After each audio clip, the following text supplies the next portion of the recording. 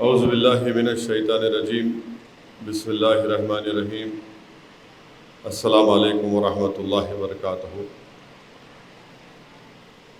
محترم جناب حامد محمد خان صاحب، امیر حلقہ جماعت اسلامی ہند تلنگانہ، محترم جناب اظہر الدین صاحب، سیکرٹری جماعت اسلامی ہند تلنگانہ، محترم جناب حافظ رشاد الدین صاحب، شہر صدر جماعت اسلامی حیدرآباد، سید معین الدین شاکر صاحب، سیکرٹری جماعت اسلامی مرکز، ڈاکٹر طلحہ فیاض الدین صاحب، صدر SIO تلنگانہ، جناب قائم الدین صاحب، سیکرٹری SIO تلنگانہ، محترم جناب سہیل کے صاحب، ڈائریکٹر کوئل فاؤنڈیشن، میری عزتدار ماں اور بہنوں، غیور نوجوان ساتھیوں،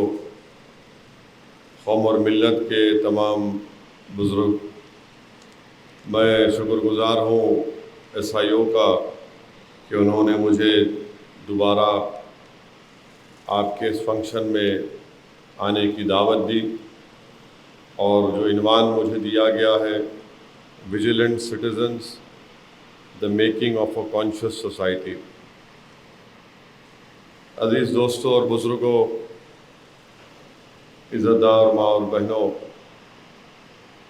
اللہ کے رسول صلی اللہ علیہ وسلم کی حدیث شریف ہے، حضرت ابو سعید خدری رضی اللہ تعالیٰ عنہ روایت فرماتے ہیں کہ اللہ کے رسول صلی اللہ علیہ وسلم نے فرمایا کہ جو کوئی برائی کو دیکھے، گناہ کو دیکھے یا ظلم کو دیکھے تو وہ اس کو اپنے ہاتھ سے اس برائی کا اور ظلم کا اس کو روکے یا اس کو ختم کرے۔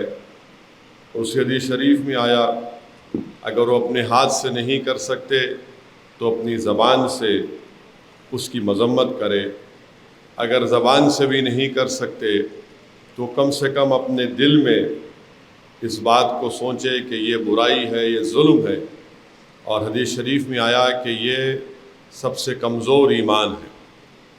میرے عزیز دوستوں اور بزرگوں، اگر ہم کہیں پر ناانصافی کو اور بد اخلاقی کو دیکھتے ہیں تو اس کے لیے ضروری ہے کہ ہم اس کے خلاف آواز اٹھائیں اور اس کو روکیں، آواز اٹھائیں، اور اگر وہ نہیں کر سکتے تو کم سے کم اپنے دل میں اس کو برائی مانیں، اس کو بد اخلاقی کے طور پر دیکھیں۔ اور یاد رکھیے کہ اگر ہم برائی اور بد اخلاقی کو ماننا شروع کر دیں گے اور اس کو جسٹیفائی کرنے کی کوشش کریں گے کہ نہیں ایڈجسٹ کرنا پڑتا ہے، یہ آج کل بہت چل رہا ہے کہ ایڈجسٹ کرنا پڑتا ہے، اور پھر آگے جا کر بعض لوگ یہ بھی کہتے کہ نہیں اس میں حکمت ہے، تو اگر ہم ایڈجسٹ اور حکمت کے نام پر برائی کو برائی نہیں مانیں گے، بد اخلاقی کو بد اخلاقی نہیں مانیں گے، تو پھر ہم رسول اللہ صلی اللہ علیہ وسلم کے حدیث کے خلاف جا رہے ہیں، رسول اللہ صلی اللہ علیہ وسلم کے فرمان کے خلاف جا رہے ہیں۔ تیسری بات یہ ہے کہ میرا ماننا یہ ہے کہ سیاست اس وقت خراب ہو جاتی ہے جب سیاست میں اچھے لوگ داخل نہیں ہوتے۔ سیاست اس وقت خراب ہے اور خراب ہو جاتی ہے جب اس میں بد کردار قسم کے لوگ اور اس میں ایسے لوگ شامل ہو جاتے ہیں جو ہر برائی کو برائی نہیں سمجھتے اور یہ سمجھتے ہیں کہ کسی نہ کسی طریقے سے مجھے یا تو الیکشن جیتنا ہے یا پھر اپنے سے اوپر جو لوگ ہیں ان کی خوشنودی حاصل کرنا ہے۔ تو میں پہلی مرتبہ جب آپ کے اس فنکشن میں آیا تھا اس وقت بھی کہا ہوں اور آج بھی کہہ رہا ہوں کہ سیاست اس وقت بری ہو جاتی ہے جب نیک اور خوف خدا رکھنے والے سیاست سے دستبرداری اختیار کر لیتے ہیں، تو آپ سیاست کو ایک ٹیریٹری یا ایک کھلا میدان دے دیتے ہیں ان لوگوں کے لیے جو برائی کو برائی نہیں مانتے ہیں اور وہ پھر ایڈجسٹ اور حکمت کرنے کی بات کرتے ہیں۔ میرا ماننا یہ ہے کہ سیاست ایک بہت بڑا پلیٹ فارم ہے جواب دہی کا، جس سے آپ وقت کے وزیر اعظم وقت کے یا مقامی MLA MP رکن بلدیہ کو آپ اکاؤنٹیبل بنا سکتے ہیں۔ یہاں پر مجھے علامہ اقبال نے کہا تھا کہ جدا ہو دین سے سیاست تو رہ جاتی ہے چنگیزی۔ اب چنگیزی کا مطلب تو آپ لوگ مجھ سے بہتر جانتے ہیں، مگر چنگیزی کا مطلب یہ ہے کہ کسی پر زور اور جبر کیا جائے، یعنی اپریشن کیا جائے، مائٹ از رائٹ کہا جائے۔ تو اسی لیے بہت ضروری ہے کہ دین ہم تمام کو ایک گائیڈنس دیتا ہے، دین اسلام ہم تمام کو ایک گائیڈنس دیتا ہے کہ کیسے ہم اپنی زندگی کو گزاریں۔ اور اگر ہم مائٹ از رائٹ کو سمجھیں گے تو پھر یہ ظلم اور جبر چلتا رہے گا، بلکہ دین ہم کو یہ بتاتا ہے کہ ظالم کے آگے، اس کے ظلم کے آگے، اس کے اقتدار کی طاقت جو وہ ظلم اس کے ذریعے اپنے مقاصد کو حاصل کرنا چاہتا ہے، جس کو انگریزی میں کہتے ہیں کہ اپریشن، اگر ہم اس ظلم کے خلاف اور اقتدار کی کرسیوں میں بیٹھنے والوں کے خلاف اگر ایڈجسٹ کرنے کی بات کریں گے تو پھر یاد رکھیے کہ جدا ہو دین سے سیاست تو رہ جاتی ہے چنگیزی۔ آپ اور ہم جانتے ہیں کہ ہم اللہ کے غلام ہیں، ہم اللہ کے بندے بھی ہیں اور اللہ کے غلام بھی ہیں، ہم عبداللہ ہیں، بشر ہیں، امت اللہ ہیں۔ تو اس لیے بہت ضروری ہے کہ اس ماحول میں، خاص طور سے وطن عزیز میں جو ماحول ہے، ہم یقیناً ان تمام طاقتوں سے جو ظلم کرنا چاہتی ہیں اور ظلم کے ذریعے اپنے مقاصد کو، سیاسی مقاصد کو یا ملک کو تبدیل کرنا چاہتی ہیں، ہم کو ان سے پنجہ آزمائی کرنا بہت ضروری ہے۔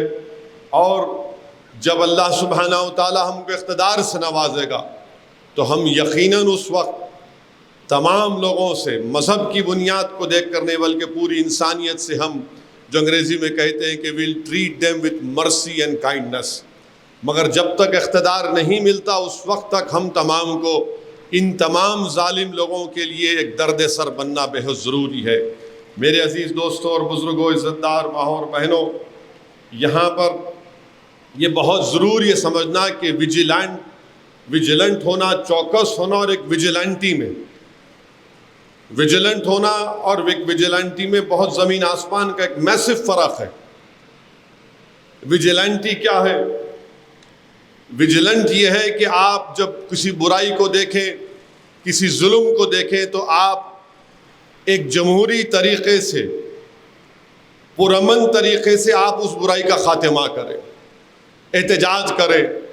اگر آپ دیکھتے ہیں کہ غریب ہے جس کو اسپتال میں ایک بیڈ نہیں مل رہا ہے، جیسا کووڈ کے دوران ہوا تھا، تو اس کو مدد کرنا وہ ویجیلنٹ ہے۔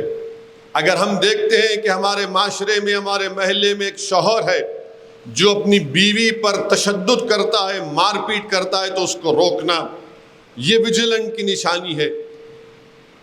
اگر کوئی بچے ہیں جو علم سے، تعلیم سے محروم ہو رہے ہیں، تو اللہ نے آپ کو قابل بنایا تو آپ ان کو علم کی شمع ان کے لیے روشن کر رہے ہیں، وہ ویجیلنٹ ہے۔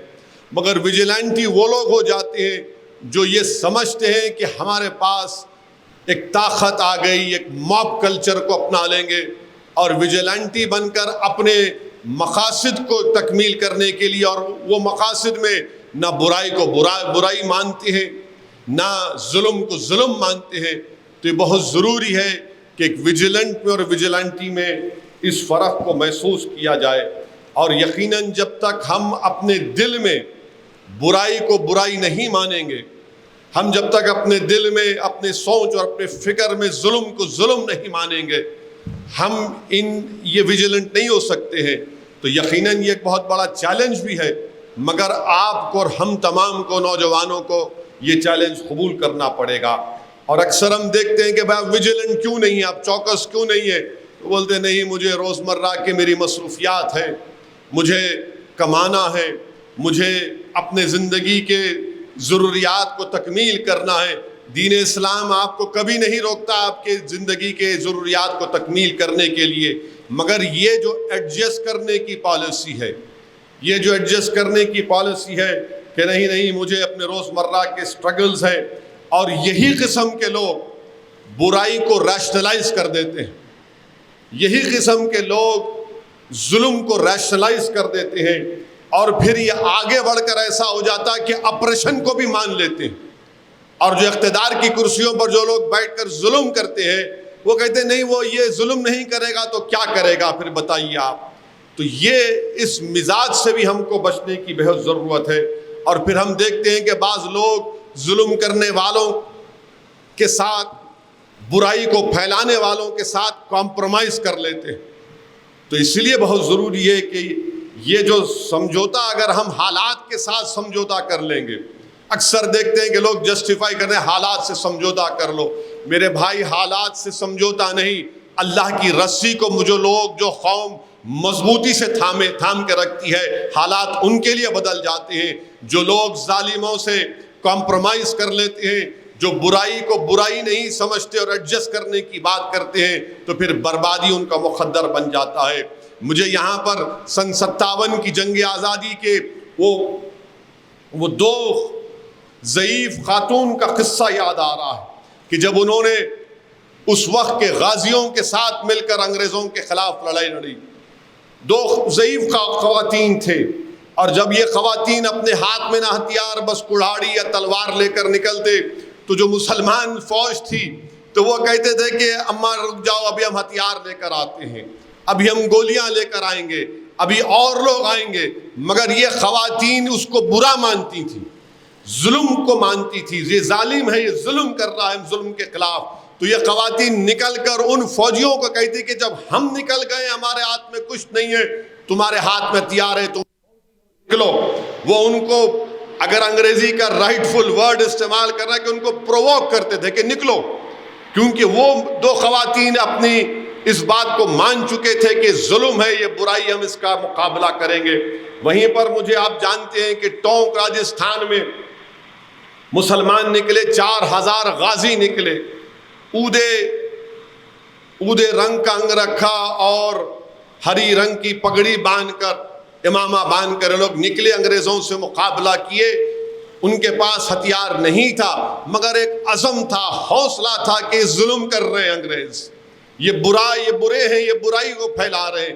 انہوں نے اپنی جانوں کو قربان کر دیا، انہوں نے اپنے دل سے، اپنے جسم کے ہر اعضاء کو یہ کہہ دیا تھا کہ ظلم ہے، یہ برائی ہے، ہم اس کا خاتمہ کریں گے۔ اس وقت تک خاموش نہیں بیٹھیں گے جب تک کہ ہم اس برائی اور ظلم کو نہیں روکیں گے۔ تو اسی لیے بہت ضروری ہے کہ ویجیلنٹ ہونا ایسنشل ہے مسلمان کے لیے، ضروری ہے۔ ویجیلنٹی ہونا ضروری نہیں ہے، بلکہ ویجیلنٹی آپ ہوں گے تو پھر آپ ظلم کرنا شروع کر دیں گے۔ تو ماڈرن ڈیموکریسی میں ویجیلنٹ ہونے کا مطلب یہ ہے کہ آپ کو معلوم ہونا چاہیے کہ آپ کے فنڈامنٹل رائٹس کیا ہیں۔ ماڈرن ڈیموکریسی میں ویجیلنٹ ہونے کے لیے بہت ضروری ہے کہ آپ کو اپنے اطراف میں کیا ہو رہا ہے اس کی نالج ہونا ضروری ہے، اور نالج بھی ایسی کہ ملک میں کیا ہو رہا ہے، کیسے فیصلے لیے جا رہے ہیں جو مستقبل میں یا موجودہ پریزنٹ میں کیسا اس کا امپیکٹ مسلمانوں پر پڑ سکتا ہے۔ تو یہ بھی ایک ویجیلنٹ ہونا ضروری ہے۔ اور آپ جانتے ہیں کہ مثال کے طور پر CAA NPR NRC کا احتجاج ہوا، ہم تمام نے مل کر ایک کامیاب احتجاج پورے ملک میں کیا۔ بلکہ میں تو یہ کہوں گا کہ بھارت کی آزاد تاریخ میں اگر مسلمانوں نے ویجیلنٹ ہونے کا مظاہرہ کیا تو CAA NPR NRC کا پروٹیسٹ تھا۔ میں مبارکباد دیتا ہوں آپ کو، مگر اب پرابلم یہاں پر ہے، احتجاج ہوا، اس کے بعد ہم خاموش ہو گئے، اس کے بعد کیا پھر؟ واٹ آفٹر بینگ ویجیلنٹ، اس کے بعد کیا ہوا؟ اس کے بعد ہم خاموش بیٹھ گئے، کیونکہ ہم دیکھ لیے کہ حکومت کچھ نہیں کر رہی ہے، رولز نہیں بنا رہی ہے، تو ہم خاموش ہو گئے۔ یہ ہمارے لیے بہت بڑا پرابلم بن سکتا ہے، کیونکہ کنٹینیوس ویجیلنٹ رہنے کی ضرورت ہے۔ یہ ایک چیز ہے۔ دوسری چیز یہ ہے کہ بہت سے مسلمانوں میں لوگ یہ بھی نہیں جانتے کہ سپریم کورٹ میں اب ایک کیس آ رہا ہے، اور شاید سپریم کورٹ اس کی سنوائی کا آغاز کرے کہ مسلمانوں کو اور کرسچنوں کو دلت سٹیٹس دیا جائے۔ بہت سے مسلمانوں کو نہیں معلوم، اور ہم کیوں بول رہے ہیں کہ دلت ہے، مسلمانوں میں، عیسائیوں میں ہے۔ اسے کوئی ڈینائی نہیں کر سکتا کہ کاسٹ ایک ریالٹی ہے ملک میں ہمارے، اور ہم ایکوالٹی کی بنیاد پر، آرٹیکل 15 کی بنیاد پر ہم یہ کہہ رہے ہیں کہ مسلمانوں میں دلت کرسچین ہے، دلت عیسائی بھی ہیں، اور ان کو یہ پروویژن ملنا چاہیے. اور رنگناتھ مشرا کمیشن کی رپورٹ نے اس کی سفارش بھی کی، ایک ڈسنٹ رپورٹ تھی. ہم کو اس سے باخبر رہنے کی ضرورت ہے. اب جو لوگ اس کی مخالفت کر رہے ہیں، کیوں کر رہے ہیں؟ کیونکہ وہ جانتے ہیں کہ مسلمانوں کو اگر اس کیٹیگری میں شامل کر لیا جائے گا، جو انصاف کا تقاضا ہے، جسٹس کا مطالبہ ہے کہ ان کو شامل کیا جائے، مسلمانوں کرسچن کو، ان کو ڈر یہ لگ رہا ہے کہ وہ ریزرو سیٹس ہیں پارلیمنٹ کی، یہ یہاں سے جیت کر آئیں گے. تو اسی لیے ان چیزوں کے بارے میں بھی آپ کو اور ہم کو ویجیلنٹ رہنے کی ضرورت ہے. میں معافی چاہتا ہوں، شاید میں 5 منٹ پڑھ کے لے سکتا. تو ایک سٹڈی آئی ہے جس میں یہ بتایا گیا کہ اگر کسی کا سی وی ہوتا ہے جیسے لفظ مسلمان کا نام ہوتا ہے تو اس کو نوکری نہیں ملتی. خواتین تو دور کی بات، مسلمان کا نام لیتے ہی نوکری نہیں ملتی. تو یہ ہماری ایک سیاسی کمزوری بھی ہے، یہ ہماری ایک سیاسی کمزوری ہے کہ ہم اس بات کو ڈیمانڈ بھی نہیں کر سکتے گورنمنٹ سے کہ صحیح طریقے سے کہ ہمارا ڈیمانڈ کیا ہے. اس لیے ہم کو اس چیز پر ویجیلنٹ ہونے کی ضرورت ہے. میں برسوں سے اس بات کا مطالبہ کیا ہوں پارلیمنٹ میں اور پارلیمنٹ کے باہر کہ بھارت میں، وطن عزیز میں، ہم کو ایک ایکول اپرچونٹی لا کی ضرورت ہے جو امریکہ میں ہے. اگر کوئی ڈسکریمنیشن کرتا ہے ہاؤسنگ میں، پولیسنگ میں، تو اس قانون کے تحت اس کے خلاف امیڈیٹلی ایکشن لیا جا سکتا ہے. اسی لیے میرا ماننا یہ ہے کہ education is incomplete till there is political education. اگر کوئی یہ سمجھ رہا ہے کہ میں بہت قابل ہوں، ماشاءاللہ بہت قابل ہیں آپ لوگ، مگر پولیٹیکل ایجوکیشن کا کیا کریں گے آپ؟